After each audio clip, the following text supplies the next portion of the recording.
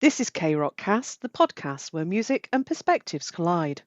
I'm Anne, a music lover who's the ultimate fan. And I'm Kelly, a professional musician. Join us as we dive into the world of the Rose and other Korean and Asian rock bands. Sometimes we'll agree, sometimes we'll wildly disagree, but what's guaranteed is a passionate, hilarious, and unfiltered conversation about the music that unites us and the bands that inspire us.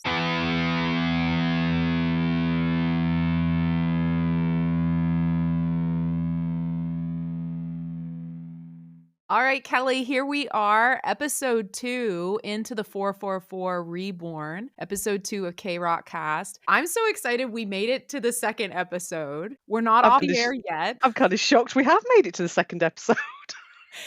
So I have to say, this is January 19th when we're recording. We dropped our first episode Into the Void on January 16th, and we've already had so much love. Thank you, all of the listeners who've left us some wonderful feedback comments. Kelly and I are having so much fun with this podcast. We're excited to continue on this journey together. All of you seem to enjoy it too. So yeah, today we're going to be talking in depth. Our deep dive is Woo-sung just dropped on January 9th his remix album for the 444. It's called 444 Reborn. 4444. Why is that hard, Kelly, for me to remember how many fours I'm saying? I feel like I'm going to As I've struggle said with that. before, he never gets the right number of fours. So you're okay. You Don't set worry me up about it. You're you set me up for fine. failure on this one. I'm going to No, struggle you're the whole fine. You're episode. fine. I mean, to be perfectly honest, yeah. He has to get his fingers out to count, doesn't he? He does. He does. Uh, we love him. And we're going to start, as we always do, though, before the deep dive with news. And I have to say, when you listen to yourself, I listened to myself on the first podcast and I learned something about myself, Kelly. Oh, Apparently, what would that be? I love What would the that phrase be? hot take. I don't know. Why do I say that all the time? But, I don't know. I said kudos about 3 times, and I never say kudos. Where the hell's that come from? So I decided I could do 2 things. I could try to force myself not to say the phrase hot take anymore, or I can Or embrace it and now rebrand our news segment as hot take. And so that's what we're gonna do. It's too hard to try to not say that. So we're gonna start off with our hot take segment, and Kelly's gonna lead us off with some broader news in the Korean rock industry with an artist, DPR Ian. You know a lot about DPR Ian. I don't know much about him. So tell us what's the latest with him. so DPR Ian, or Christian Yu, he's a fantastic musician. He's had a really sort of varied past though. He started out as a drummer in a hardcore band in Australia, and he has evolved ever since. He decided to go to Korea to kind of find his roots, and when he got there, somehow managed to end up being dragged into the whole K-pop thing, and it disastrously went wrong for him, but in a brilliant way, because it allowed him to then decide exactly what he wanted to do and do everything on his own terms. He amazes me and astounds me, to be perfectly honest, because he Now, writes all. when you say Sorry, it went sweetheart. wrong, was that because was he a trainee? Was he a He was trainee a in one of he was the a companies? trainee. He was then put in a band, but I can't remember what the name of the band was for the life of me. It was a group, and I think it was on the Zach Sang show, I Mm. think, and he was talking about the days of when he was a trainee and then as a K-pop group, and he was on about they'd done a live performance and it hadn't gone to plan. They had basically they were meant to pick up on what camera was filming them at the time, but apparently they were sort of all wheeled out afterwards and made to kneel in the corridor with everybody walking past them as punishment because they just not done the job they were meant to Oh, do. that is just horrible. Um, he freely admits he has quite a few mental health issues, and at that point, I think it flared it. So it went from being something that he kind of was learning about when he was a teenager, so he can be manically high, manically low, and he's very intelligently used that So when he writes in a specific way, he uses different personas. Yeah, you mentioned that to me. We were talking about him when we were together in LA at Sammy's Before We Die LA tour show. And I thought that was really brave, especially in Korean society. I think mental health is still extremely taboo for Mm. artists to be talking about.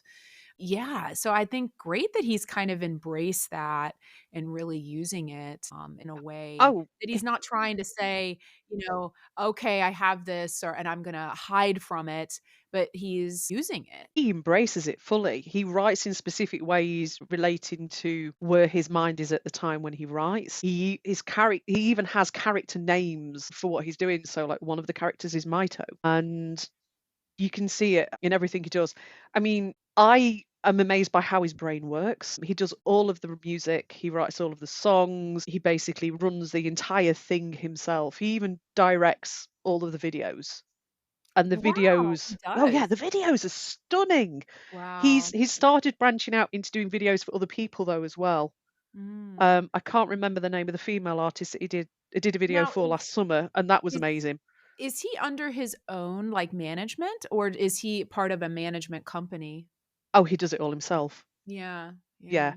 So it's the DPR basically collective. So Mm, there's 3 of them, I think, in the actual collective who weirdly enough, all went out on tour together. mm. And so the world tour's just finished, and he's now starting to move on to writing his new album. Now, the reason I wanted to bring it up, and I'm quite excited about, is the fact that he's decided he's going back to his roots. Mm. He's decided that he is going to basically write this album as a Christian album. And And when you say Christian, I wanna kinda clarify the listeners, you mean Chris, his as in Chris, his persona, name, not a Christian you. religious, Yes, not a I religious wanted to album. clarify that, yes, No, we're not going down that yes, route. yeah.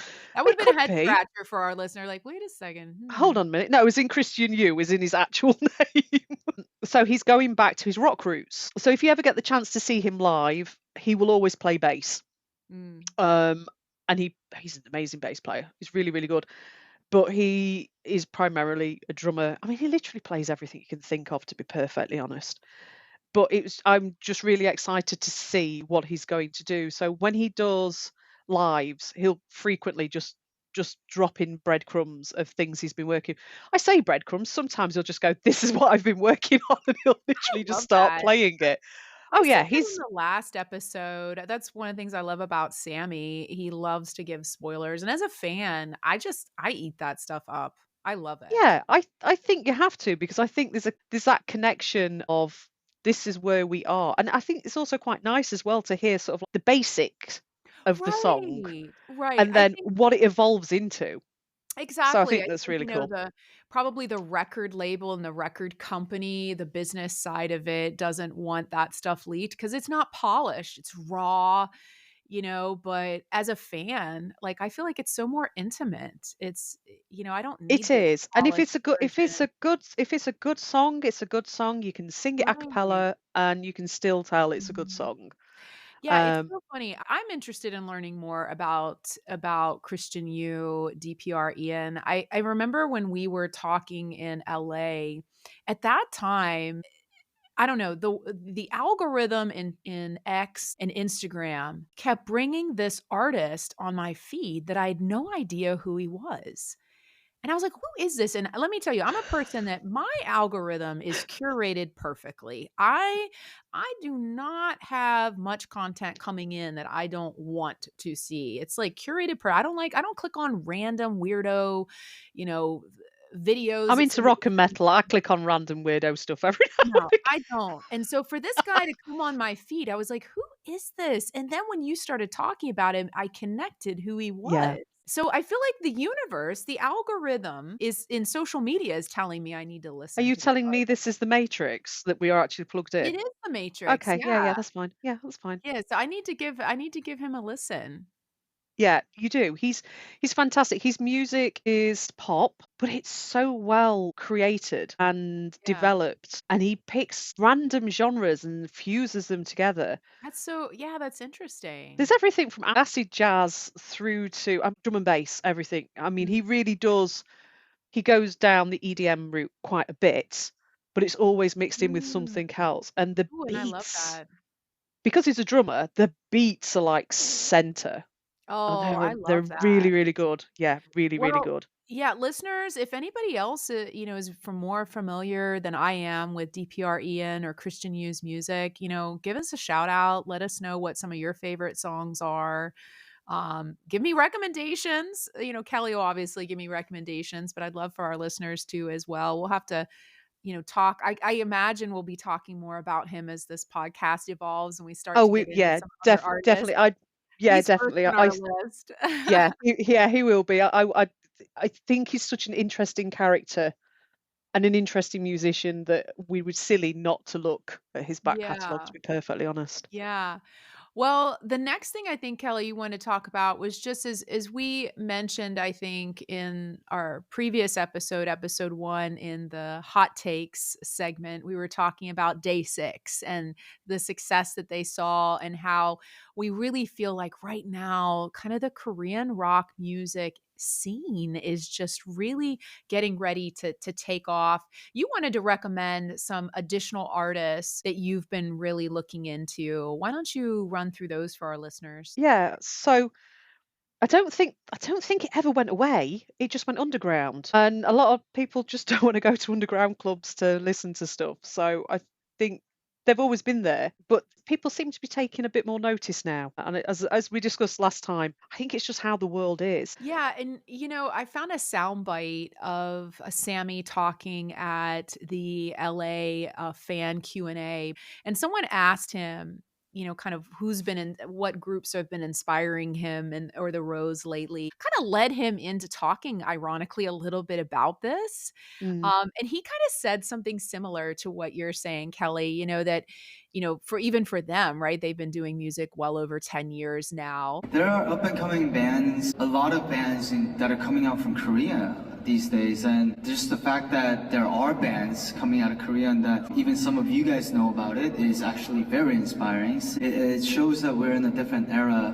for band music. And I think their popularity is really starting to take off. And, I think it's maybe in Korea, the taste kind of wasn't there. He kind of equated it to people just have this misconception maybe of what rock is, There's you there's know? always been a misconception with rock. I Yeah. mean, and metal, there always has. It's just like, ooh, they're tattooed, they wear black, there's something wrong with them. No, most of them are absolute teddy bears, to be perfectly honest. You get your anger out in the music. You don't do it in real life. Um, In Korea, maybe in the industry and for more Korean-based fans, I think it's maybe the tide is changing. You have more the tide is like the Big changing, 6, and that are under a major Korean label of JYP, and so that just gives more visibility across the whole rock genre there. yeah, and extraordinary heroes. I mean, have gone from Mhm. writing rock ballads to writing some truly amazing metal tracks. So yeah, I'm interested to see where they go, because I think that'll be interesting, and I think they might lead the charge as such. Obviously, I mean, the Rose fall more into an indie category. Yeah, they're rock, but they are more of an indie band. So it'll be interesting to see what else comes to the front.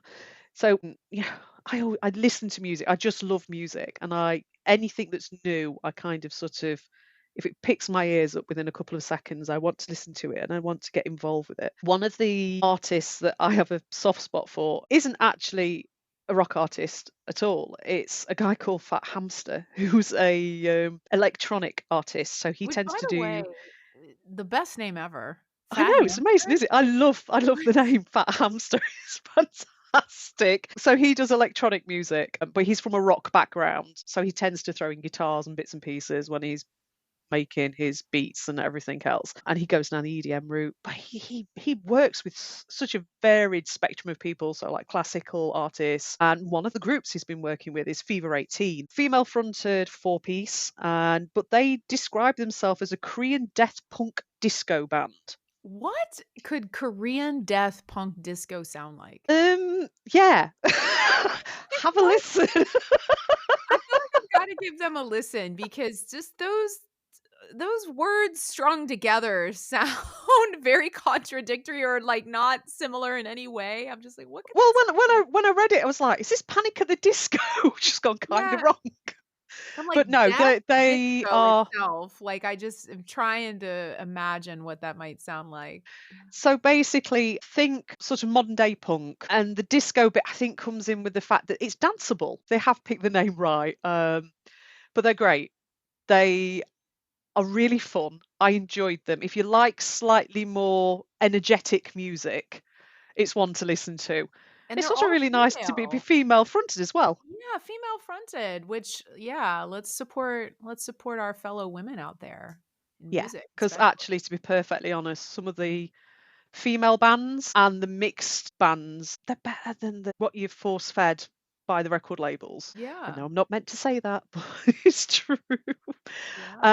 Another artist I've been listening to is James Lee. Now, some people out there may know him. He has been around for quite a while, but I picked up on his single Avalanches, which was released at the end of last year. And it's a fantastic track. It's so good. Think it's got a slight leaning of Linkin Park to it, but it's also got the sheen of a K-pop song. It's fantastic. I really, really fell for it. It's been on a loop basically. I've just enjoyed that so much. But he's had an interesting background. So he's Korean American and again came over to Korea and ended up as a bassist in a K-pop band called the Royal Pirates. But in 2015, he had an accident that resulted in him nearly losing his hand. Wow. I know. Um, Absolutely traumatic for anybody, but Mm. for a bass player to lose your hand. And Mm. from what I've seen of footage of him previously, he tends to play slap bass as well, which is all about your hands. You Mm. you don't use a pick. Yeah, exactly. Mhm. He would have literally rendered his entire career obsolete. He left the group and had a round of surgeries, which thankfully were successful, so they managed to keep his hand. But he decided he was going to head back to the US because there was no point in being there. And while he was there, he reassessed everything and then decided, actually, do you know what? I can't step away from music. Music is my life. And he began working on a solo project. And this solo stuff's fantastic. He tends to release a lot of singles. There's a few EPs. I think there's only one album, but he tends to be more of a guy who'll just release a single every few months. But they're really good and Mm. I'll have definitely to worth give a him listen. He's got a great voice as well. I can pick the bands that he likes and I Mm. can hear it. I mean, even to the point there was one bass line in something, and I thought, that's Sugar. Oh my God, that's the Sugar track. I'm sorry, a few of you out there will not know who Sugar is, but yeah, I they're love your good. ear, Kelly. It's so impressive. You can point out um music. Like when you picked out the 1975 chocolate similarities of candy that we talked about in the last episode, Into the Void. But Yeah, you have a good ear. you hear it and then you just sit there going, my God, what does that remind me of? Why do I not know what Yeah. this track is? I'm gonna talk about that when we go into the deep dive on some of these 4444 Reborn Yes. remixes. Yeah. I definitely Yeah. pulled out some other songs that I could Yeah. hear. Yeah, I have as well. There's definitely bits and pieces in there. Another one that's worth having a listen to are Fail Fast, and they call themselves soul melodic hardcore skate punk. Again, like what I, who who are the branding PR groups that I are coming don't up with these? know. I don't know. Just make it shorter, make it a bit more compact. Yeah. Um, I feel like you yeah. had me at soul melodic, and then I Oh started yeah, to, like, the scratch my soul. head at hardcore and then skate punk. I'm like, "What is this?" Yeah, the first couple of tracks I heard were definitely hardcore, but they have this really lovely way of sticking a nice big melodic hook in the middle of it. So Mm. if any of you have ever heard of a band called Beartooth, they do exactly the same thing. They're from the States. They do big crunchy numbers, and then you get to the chorus, and it's this huge, huge melodic anthemic sing along. that everybody joins in, and it's just pure pop. These guys do the same. So they're really fun and quite interesting. So they're another one to keep an eye out on, because I think they're going to sneak out as well. So I think people start to hear about them. And then the last one I'm going to throw in, and the reason I'm throwing this one in is they're not Korean or Japanese or any other of the areas that we tend to look at. They're a Floridian band from the US called Lies Behind Your Eyes. Please, please, please check out their cover of Fake Love. Is this Fake Love by BTS? It is. It What? is. Why It did is. I not realize this in our episode notes that I didn't see that? It I would have is. listened to it before we recorded here. I definitely have to check that out. Yeah, it's a great track. I listened to it and I thought, I know this. Why do I know this track? And I mean, I'm not a BTS fan. Yeah. I think the guys are brilliant and they're amazing at what they do, but it's not really my cup of Oh, I'm tea. excited to check this out. Yeah, Yeah, that's that's a great. brilliant. Yeah, well, these Have a listen. I think you'll enjoy it. Oh, I can't wait. Thank you so much for kind of these hot takes on some of the up and coming other artists for our listeners to check out. We're going to talk a little bit on some hot takes then on the Rose before we get into our deep dive into the music. So I just wanted to give a recognition to the Rose. Their debut song, Sorry, that debuted in 2017 on Spotify just surpassed 1 million streams. Way to go, Sorry. It's Yay. We talked impressive. about It's that song impressive. at length in the Void episode. Go check out that episode if you guys haven't listened to it yet and kind of hear our deep dive into that song. But obviously their debut song, The Root of Their Sound, just so proud that that's reached over 1 million streams on Spotify. Some other bits that I think we missed in our news segment in the previous episode, as we're continuing to just assess and theorize what's going to happen with the comeback for the Rose and their next album. I forgot to mention this, but Hajun mentioned in a live stream that he was doing that the members had spent several days in Busan doing a writing session and created some amazing memories together. And I just, kind of thinking back to that, him saying that this album was inspired by nostalgia, it just got me thinking more and more about the potential sound of this album, the title name maybe of the album. I know your biggest idea, which I think is a phenomenal one that we talked about in the last episode, is Root. And I think maybe that's really true, Kelly, because Dojun, that's his hometown. So they went back to his hometown to do that writing session. What do you think that could mean? Don't know, to be honest. Why can I not talk? Let me start again. There's the connect. I give in. I've got a cold. It's not my fault. Disclaimer, right? I need to put a disclaimer in. I do have a cold and my brain's not working. I apologize, people.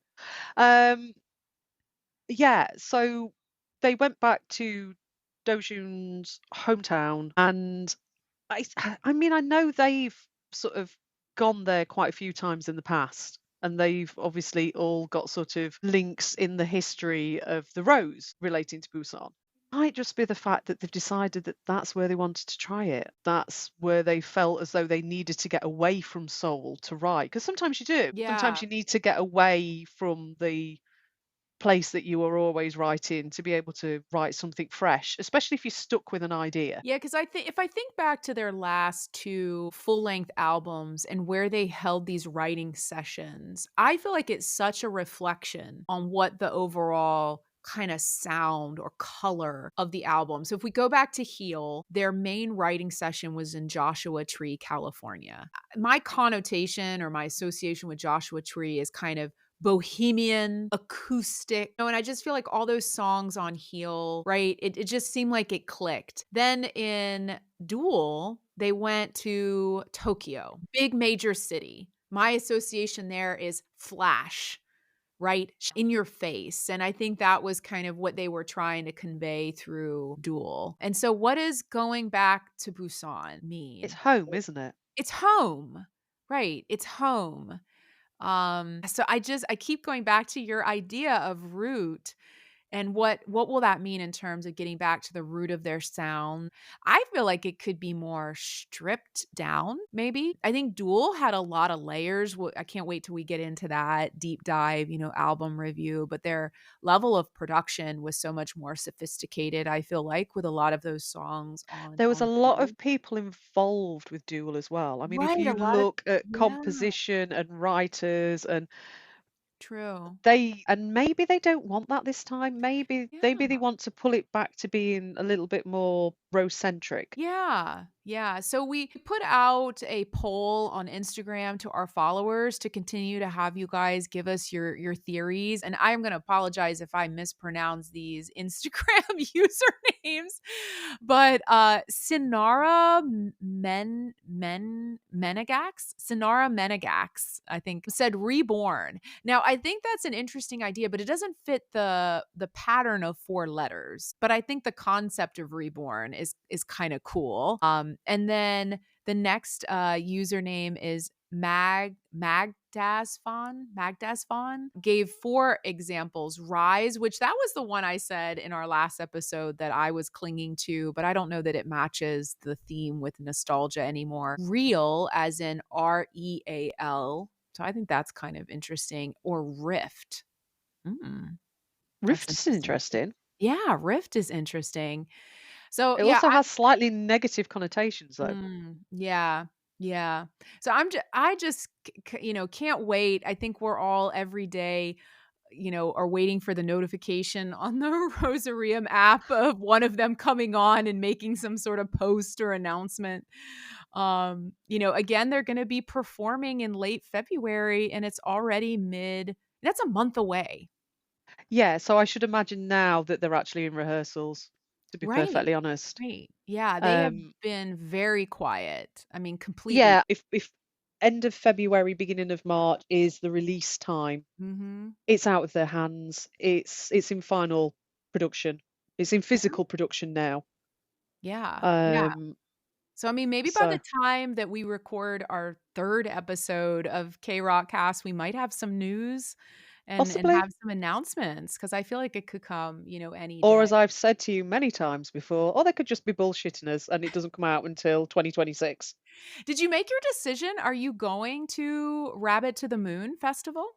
Wow, there's been the tickets. Wow, Oh, the that's tickets are right. They weird. they don't get released again until January 25th. Is that the Yeah, next so they did the pre-sale and then they've taken them off sale and That's then they were right. going to do general sale. That was cancelled. And a general sale and that was cancelled. And now it's the 25th. So I'll see whether or not we can actually get tickets. If we can, yes, definitely going. Yeah, and I know you and I were a little nervous, like, what was really going on behind the scenes with that festival, but I did I see through social media, the Rose put out a video where they were promoting it. Now it wasn't yeah, widely, put out there, but at least they were out there, I I "Hey, we're I going don't here." I whatever the issue is, I don't think it's anything to do with the guys. I Yeah, think it's probably something to do with whoever's headlining. yeah, And potentially one of the artists may have pulled or something like that, and yeah. they're just realigning it. Because I mean, these things do happen at festivals. Oh, sure, Um, and this is and new. if I think this is and a yeah, brand new exactly, it's a new festival, and I mean, I used to work festivals anyway and deal with ticketing side of it. It one of my other jobs. one of your 8,000 other jobs that you No. always have. Oh, honestly, occasionally you would get a festival and a headliner would pull out, and if a headliner pull out, that would be the moment that you'd have to do refunds, regroup, and things like that. So it may just be that whoever's headlining's pulled out and they're just having to Well regroup it all or something well, like that. you'll have to update us in our next recording. By that point, the general ticket sale date will be out. We'll see if you get your ticket if you're gonna go. Yeah, I mean, I'd like Exciting. to. It's my birthday treat. Yes, I want you to go too, so then I can hear Yeah. all about it. I want to live vicariously through you. Vicariously through me. And all the other fan cams of the Yeah. Black Roses, please, Black Roses. You know I lived through those. Okay, two other really kind of hot takes I wanted to make sure I mentioned that I don't know how I forgot this. But in the last episode of the Rose Couch, and again, for our listeners, if you're not as familiar, on the Rosarium app, which is the fan app that the Rose have, they have kind of a video podcast. It is amazing. We love it, called The Rose Couch. And in the final episode, they let us know that they have this fun theme song that goes into, like, leads you into an episode, that their manager Clive is actually singing lead. Clive used to be a singer, and I know that there's a lot of Black Roses that kind of got into Clive, and like he kind of got his own like fandom. But I didn't know they had a name. So apparently his fans call themselves the Clovers. Did you know this, Kelly? Oh, yes. You knew Obviously, this? yeah. I don't know how I knew this, but I did know. As soon as it was said, I was like, I'm sure I've heard that before. I worry. Yeah. I just Oh my worry. God. How did I not know this? I think that's hysterical. So if there's any Clovers out there, let us know. Like, if you're a big Clive fan. I wonder if like the rest of the team have got their own fandom as well. I don't know. I don't. Well, Roy does. I think he is their main fashion, designer. He dresses them, does all their styling. I think Roy definitely has his own fandom. Yeah. Yeah. Yeah. I'm quite sure of But that, to be perfectly honest. and Wusong let it slip that Clive used to be a singer. And so I scoured the internet trying to find any sort of information on this. I couldn't find anything. So again, listeners, please email us, hit us up in DM and Instagram if you know of any footage of Clive singing or know anything about, like, what group he was in. Was he a solo artist? I'm all about this. This is hysterical to me. He might have just gone through the whole trainee thing. Yeah, maybe. Well, which is, kudos from what to I you, understand, Clive. enough to put anybody off. I love that it's like, Tojun was like, yeah, they want to do the theme song. It's like, who's going to sing it? And I feel like they said they all like looked, like everybody did, like look to your left. And it was like, look. And who was at the end? Clive. Clive. I just love that. I thought that was, and who's again singing? another one of the members of staff that I feel sorry for. I know, bless his heart. And of course, Hajun singing backup.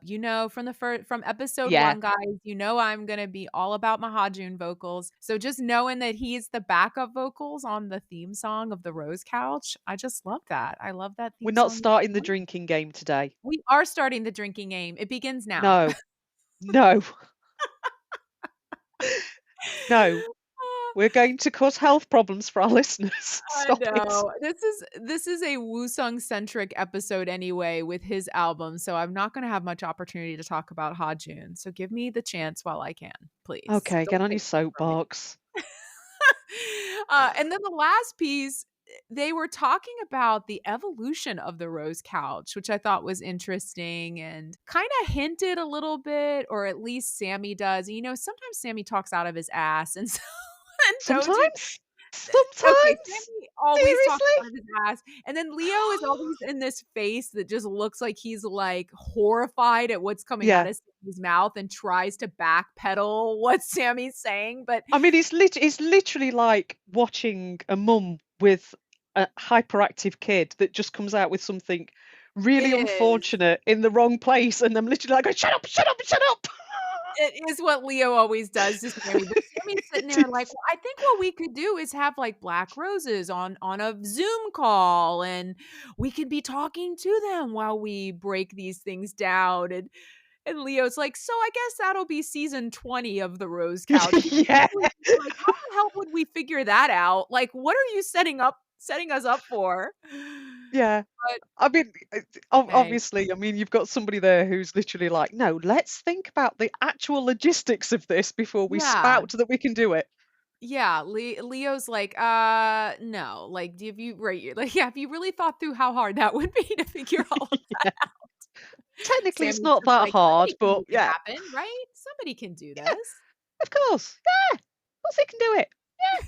Why not? So we'll see. I mean, the Black Roses loved the Rose Couch, so I'm excited. I hope they do continue with that and kind of come Yeah, back it was very some. good and quite funny, to be perfectly honest, Oh, and it it was was an interesting take hysterical. on them, really. Yeah, it was hysterical. And then I guess kind of lastly, we wanted to talk about this and Sammy actually didn't do a whole lot of promotion of this, but he is now a credited voice actor in an animated series that is available on Netflix called Gentry Chow versus the Underworld. He did a voiceover for the character Kit. It was released on Netflix on December 5th, 2024. The writer and showrunner is Echo Wu. I loved this series. I'm not too into animated series, but and so I will wholeheartedly admit I only watched it for Woo Sung's voice. He has a phenomenal Terrible. speaking voice. I love his speaking voice, and I thought he did a great job. I think fans loved the series. I think it was great. It was you said the soundtrack was incredible.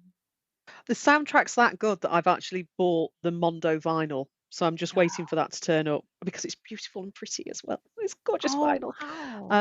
Yeah, Now he that's doesn't one have a song on the soundtrack, which is kind of yeah, which I odd. find really weird because normally when you star in something and if you are a singer, you tend to have it in your contract that you would have a track. Right. So I'm a little I thought it was a bit weird, but it's a good soundtrack anyway. So I'm just excited for when my little bit of vinyl turns up and I get to play with it. But Yeah. yeah, I love anime. Animation's one of my things. I love comic books and graphic novels and things like that anyway. I thought it was good. I think he did a really, really good job. It's odd he did not promote it. But then again, he hasn't promoted 4444 Reborn either. No, he hasn't, and I guess maybe It that's 'cause he's literally just so. dropped with, I think, Yeah, 2 posts. right, right, and so I think when this came out December 5th, 2024, he had just wrapped up his tour, and he had said that as soon as he finishes that tour, he's gotta go h right into wrapping up everything with the Roses album, so I guess he's just been heads down, just really Yeah, focused on the Rose. and I think something that people need to bear in mind is it's their company.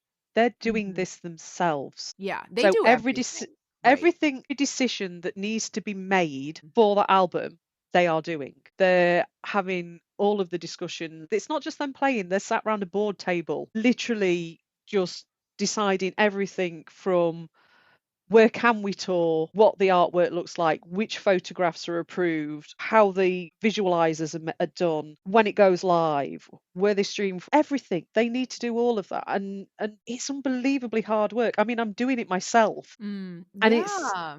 Yeah. insane. Yeah, It's and they insane. certainly have support with their managing partner, Transparent Arts, but I think just to Yeah, what you're saying, like, they still really, have ownership over every aspect, which is amazing. I think their history and management companies, I think it's something that I respect so much about them is that they have taken over management and really, make all of their own decisions and own their own fate, but know that it's a lot of work for them. A lot of work for them. And so, fans are missing them right now tremendously. And sometimes from the fans' perspective, we always are like, oh, why can't they reach out and just say hi? How hard is that? I hear I'm fans say that so much, but I want fans to realize that, they are working probably 24/7 right now, and their focus needs to be on getting this album out and all the business decisions that they have to make. yeah.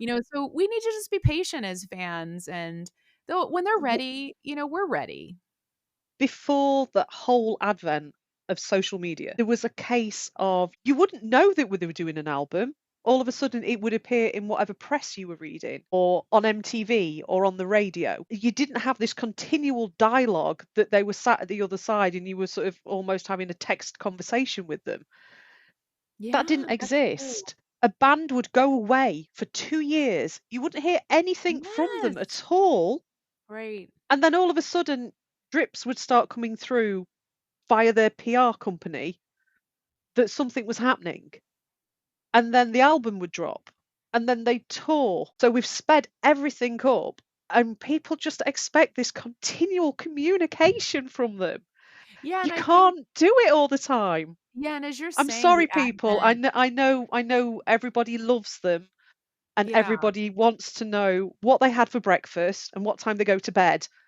But they're human, they're Yes. running a business, and Yes. they're creating. Let them do it. Yeah, let them do it. I think it's so important to just kind of really reinforce that. I think in this day and age, with the advent of social media, as you're saying, it's providing us as fans this like unprecedented direct access to these music artists. And so then sometimes I think it can create this toxic behavior from fans where it's this expectation and this entitlement to Yes. constantly feed me as the fan Yeah, what you're it doing, is. or tell me hi today, or, how hard is it? Just that what I said before. And so I do think it's important for us to reinforce, as a fan. And I check myself a lot, as a fan, that I have to say, you know what, like I said, they need to just focus on what they need to do.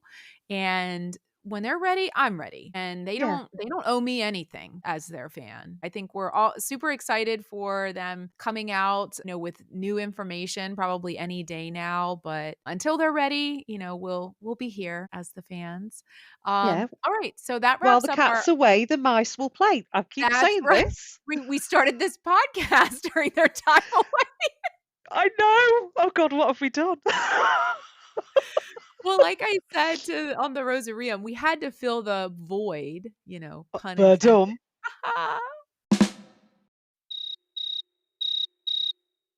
Yeah, verdum. Do you wanna do a deep dive into the history of EDM? Yeah. So EDM or electronic dance music, it's been around for a lot longer than you actually think it's been around. So the synth part of it has literally been around since the early 20th century. And it's been tinkered with for absolutely ages. It's been used for so many things, but it wasn't really until like the late 70s that electronic artists started to really push the boundaries of it, and that became the beginning of the EDM music scene. So you got artists like Jean-Michel Jarre, which was inflicted upon me as a child. And then you've got artists like Kraftwerk and things. They sort of came in and they started to develop these electronic sounds as well. Then you got the 90s, and the 90s was the beginning of the dance music. 90s was the foundation of it all. That was going and getting drunk in the woods at a rave. Um, but that swept through Europe, and rave culture was huge. And I think the rest of the world slowly started to pay attention to it because it was very much an underground thing. So it was very much illegal raves. So it would be stuff in warehouses in the middle of the woods, all of this type of thing. And it kind of got a bit of a bad rap, but it then started to filter into more of the mainstream clubs, and then the clubs started to promote it. And then we in the UK we then started to get huge dance clubs that opened up across the country. I think people have a misconception and think that it's always this "ns, ns, ns, ns," Yeah, and that's sort of that's the that's the problem. And I right. think that's where I like it a bit more experimental. I like things like Aphex Twin, Daft Punk. I like Daft Punk. They mix in interesting things. And you see, they kind of pushed the boundaries and they got it into the charts and they did all this really weird stuff that people went, oh, okay, I kind of like that, and it's got a beat and I can dance to it. And then you sort of got to like the late 90s, and then we suddenly got Tiesto came on the scene, and he's kind of credited being with like the godfather of modern day EDM. Mm. Um, and you can see his paintbrush across all modern day EDM artists. But a lot of the experimentation was lost because it became mainstream. It became with like Avicii, it became everyday music. Yeah, I mean, in the early 2000s especially, I feel like it became part this is what I love about pop music, right? Pop music is always changing in terms of what genre is in the forefront and in the mainstream. And I feel like dance music, EDM in the 2000s became what was being played on the radio Yeah, with some of it these is. major artists. Yeah. I mean, if I put BBC Radio 1 on during the day, I would now I would dare to say that 60% of the tracks are EDM based, Mm. easily. It's Mhm. still a huge part of the European music market, and I think it will be for a very long time. It's here to stay. It will evolve, and I'm kind of in part of that evolving sound. Yeah. So yeah, I I get it. I I understand was where it comes from. fascinated because as you're saying, my perception of EDM was I thought it kind of started in the UK because it was so huge and then kind of came back in the United States. But did you listen to that podcast I sent you? No, it started like one of the the credited EDM like DJs was American. Yeah, Yes, I love it. It's this great podcast. It's Throughline by NPR. They had an episode called Dance Yourself Free, and it talks about the origins of house music and what evolves into electronic dance music. And it actually started in Chicago in the yeah, late 1970s in the African American LGBTQ community. And one of the major DJs at that time was DJ Knuckles.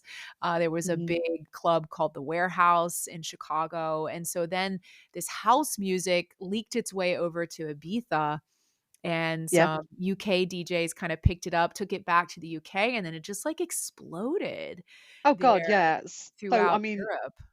yeah. So in the UK, you'd have things like Viberlight, Manumission, all of those type of things. So Yeah. And yeah, I think one of the things that they talked about in that podcast that I resonate with EDM music is that I I love listening to it because I get lost. It's not about the lyrics, it's the um, beat, it's the beats, and I and feel like it's it and a lot connects of to, it like, your heartbeat, and you just kinda get yourself just your body just starts naturally moving to that beat, and your mind is kinda can go tribal. free. Yeah. It's tribal. That's why it is tribal. Yeah. Um, I love it. and that's that. And you'll tend to find if you play a tribal beat, everybody will dance to it. You can't help it Oh, because yeah. it's in reference to your heartbeat. You can't help it. You just Right. move It's along just with like it. your body just naturally goes. Yeah. Yeah, Okay. so So I mean, one of the really weird things about it, obviously one of the main things about EDM is drum samples. right. And and you tend to find a lot of drum samples are used because they're old tracks and they're Mm. cleared.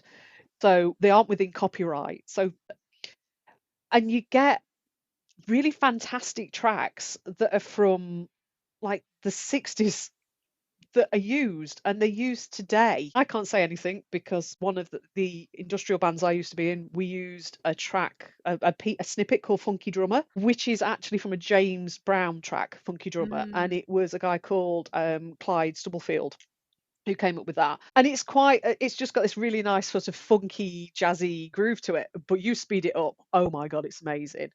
And that's used. And then there's also Gregory Coleman that did the Amen break. So you might have heard of the Amen break because that's used in drum and bass Mm. nearly every single track you will ever hear. And that was on a track by the Winstons called Amen Brother. Mm. And that was from 69, I think it was. So, but if you want to sample a piece of music to use, you've got to have the copyright owner's permission to do it. Mhm. There's got to be a licensing agreement between the two parties to use it, which causes quite a few issues in the EDM Mm. sphere. And then there's also a big issue about ghost beats, very much like ghostwriting, where people who sit in the bedroom and create these really beautiful, oh my God, beats. And then a producer comes in and goes, here's a bit of money. And they take the beat away and it gets used by somebody with a name. Yeah. And the ghost beat never gets the recognition that Yeah, it should do. And that breaks my heart. it's funny you say that. I know I mentioned that I am a big fan of BTS, but Suga Min Yoongi, one of the main writers and producers in BTS, he's talked about that when he first started his career. He was selling his beats for probably pennies. Yeah, literally And pennies. they would get put into these songs and he got no recognition and no credit and Yeah, could barely still, he would have to choose. He talked about he'd have to choose every day, do I eat or do I pay for bus fare in yeah, order to get to where I need to go? Because he couldn't afford both in one yeah. day. Yeah, so it's crazy how some of these artists kind of start out and can't get that recognition. And they are the true innovators of Yeah. what becomes mainstream in the end. Mhm. Yeah, it's so true. EDM, as I said earlier on, is all split into different beats per minute and it's all set around timings. So dub, I love dubstep, is just 60 beats to 80 beats per minute. And then you go all the way to the other extreme where your brain falls out of years and you're at 140 to 200, 220 beats per minute, and that's GABA territory. 444 Reborn sits very firmly in the house, techno, and trance world. So it's with 120 to 140. There is one really beautiful exception in it, and it's one of the tracks I love.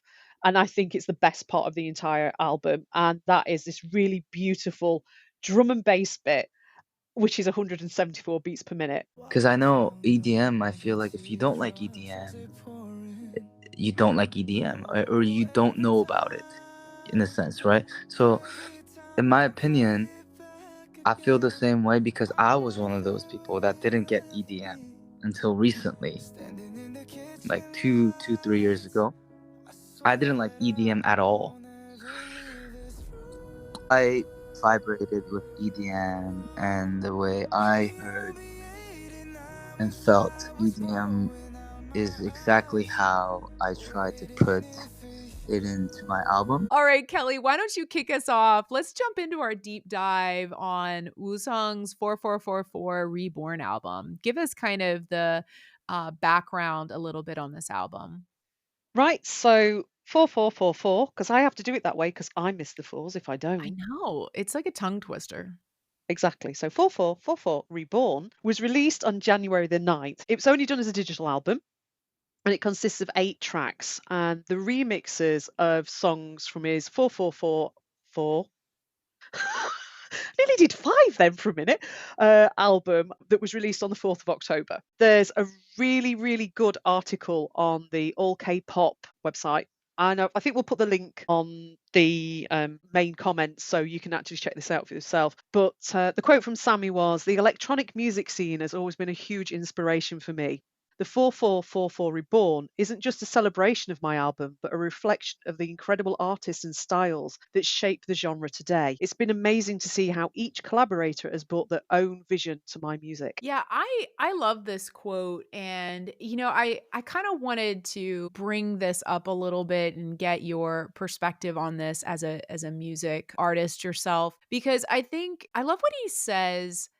It's been amazing to see how each collaborator has brought their own vision to my music. And this is a remix album.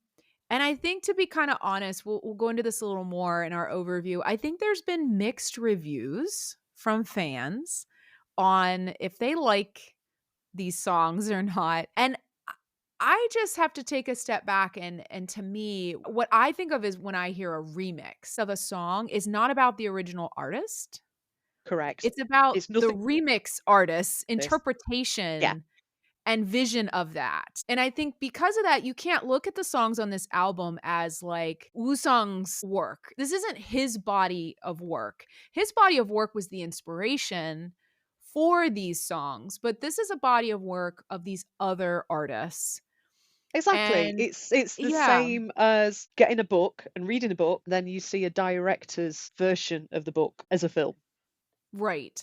And every director has a different version of that book in their head. Yeah, it's always going to be different. And it's always going to reflect the person that's done the remix instead of the original artist.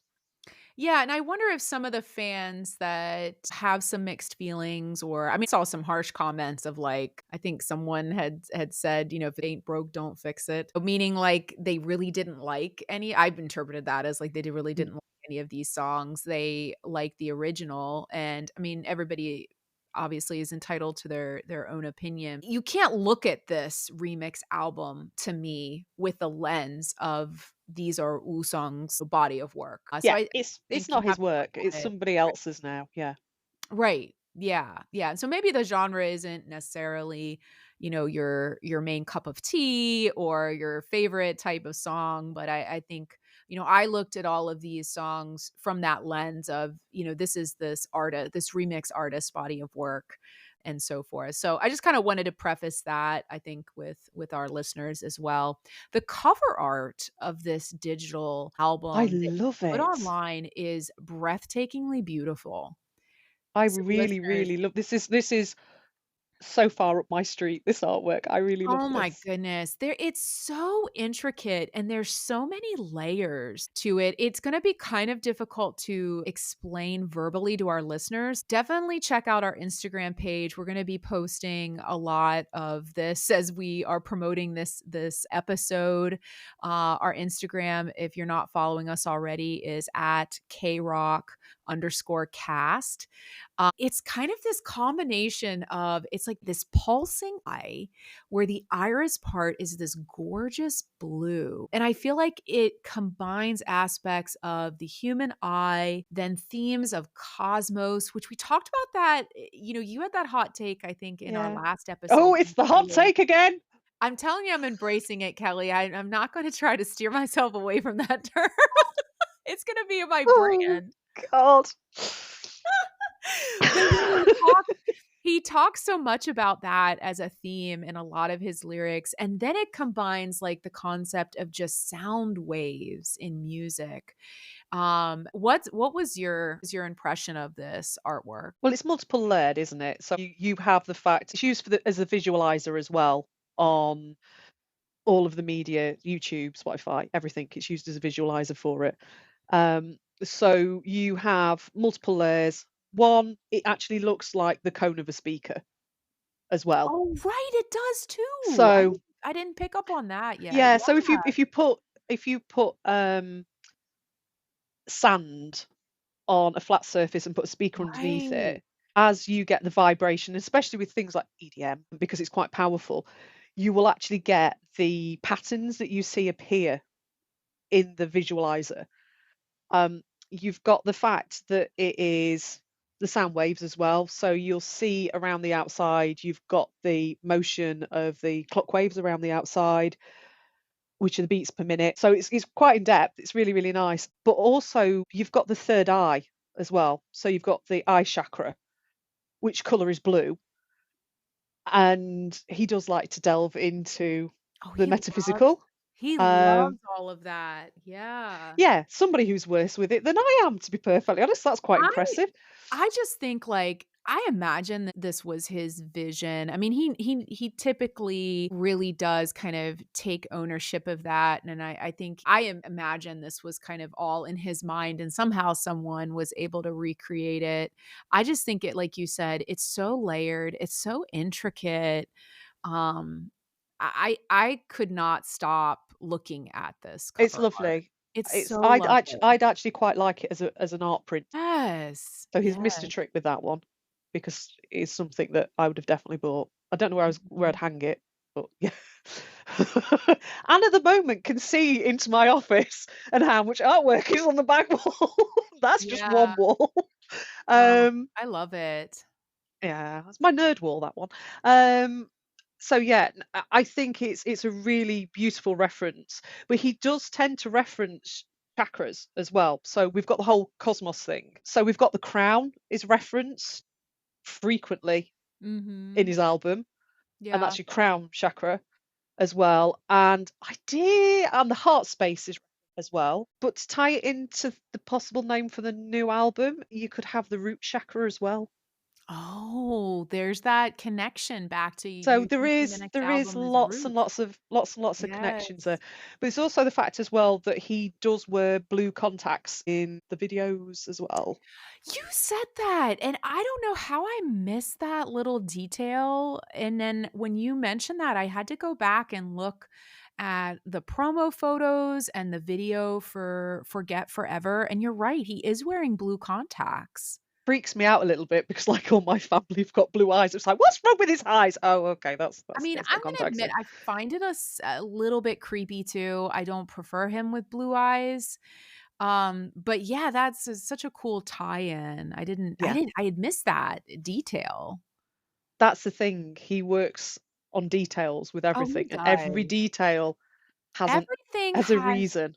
everything has a meaning. I mean, he even said, he let it kind of slip in one of his Q&As that even the order of the tracks on the original 4444 album, they're in that order for a reason. They all You have have a connection back to numbers, and yeah, everything you he does has a you have to. purpose. Everything Mhm. has to have a reason. I mean, I'm doing this at the moment. I'm working on a piece of merch for our forthcoming release, and I sat with our artist yesterday, and it was like, right, why are we doing this, Kelly? And I was like, so I told him, Mhm. literally divulged everything, and he was like, right, everything's got a reason. And whoever, I don't know who the artist is behind this cover art, but whoever it is, just recognition to them. I think they were able to take Sammy's vision and really create something that was absolutely breathtakingly beautiful. So I think we It couldn't is. help but talk about that in this deep dive. So we're going to start with just some general impressions of the album as a whole, and then we're going to go in song by song. I do want our listeners to understand, again, as we said, this is the remix album. So this isn't about Woo-sung's original songs. We're not going to talk lyrics. We're not going to talk production necessarily much of the original songs. If we do that, we're only going to do it as a contrast in a way to the remix songs. We're just really going to focus a lot on production, on melody, on beat, things such as that nature as we go into each song. We're going to give you a little bit of background on each of the remix artists as we do that as well. So, Kelly, why don't you start with just your overall impressions of this album? Do you really want my overall impression? Yes. Okay, initial impression. Yes. So there's a lot of the old dance tropes at play all the way through it. And I tend to prefer the more experimental EDM. So that's my own preference. Mm-hmm. But that's the background that I'm from. And if it's going to have a beat, I want it to consensually push me up against a wall and ravage me. I do. I'm getting like this visual, unfortunately, after you said that. But this feels very much like it's somebody fumbling at your bra. Oh my God. Come on, it does. It did. When I first listened to it, I was a bit like, oh, I just want more.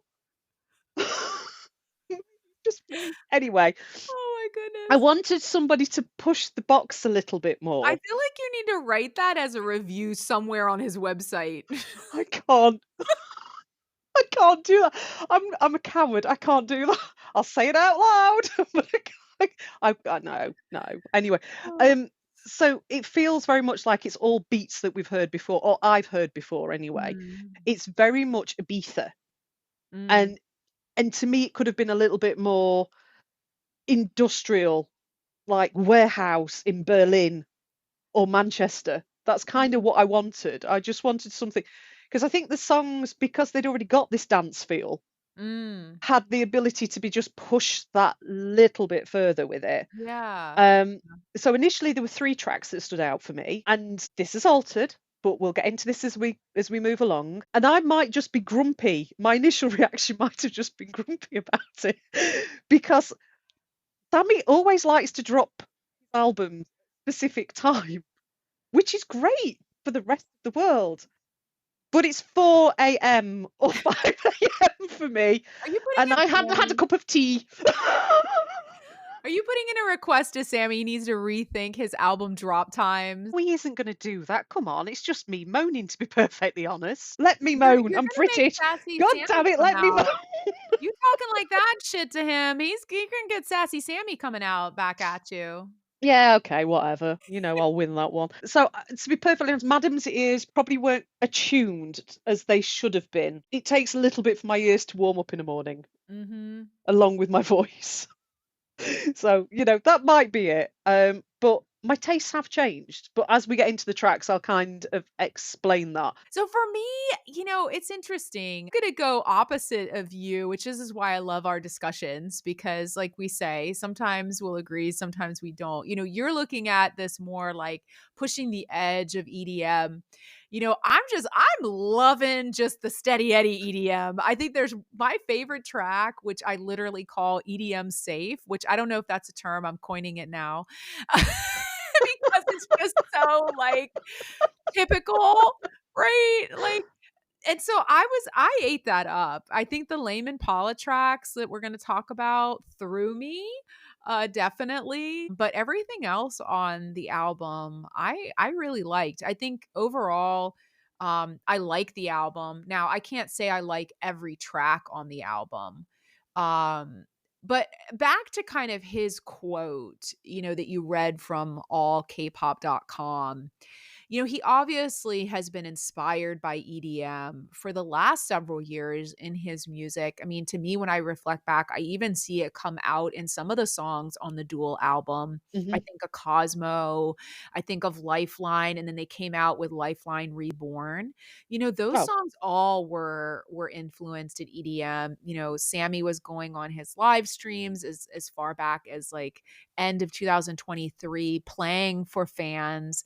Some of the songs that he had been listening to a lot, when we look back at what those songs were, it was Kygo's Freeze and Wilkinson and Becky Hill's Here for You, they're which great. are yeah, which are EDM house, tracks. And I think, by the way, Wilkinson was a producer on Sammy's song Let There Be Light from Yes, he was. 4444 featuring Bowl 4, which I must have been so fun for Sammy to be able to work for didn't with didn't Wilkinson. Wilkinson come out with the original beat for it, if I remember correctly? Yeah, so he's obviously been inspired for a while, and it's just I think it's great that he's giving some of these other artists in the EDM, industry and genre this kind of opportunity to reimagine his work. So I liked that aspect of it. So overall, I like this album. I can put it on. I can play it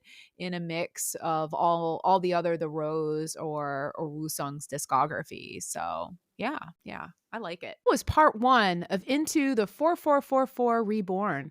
Join us for part 2, where we dive into each track on the album and have a fun Would You Rather challenge. You don't want to miss it. Bye bye.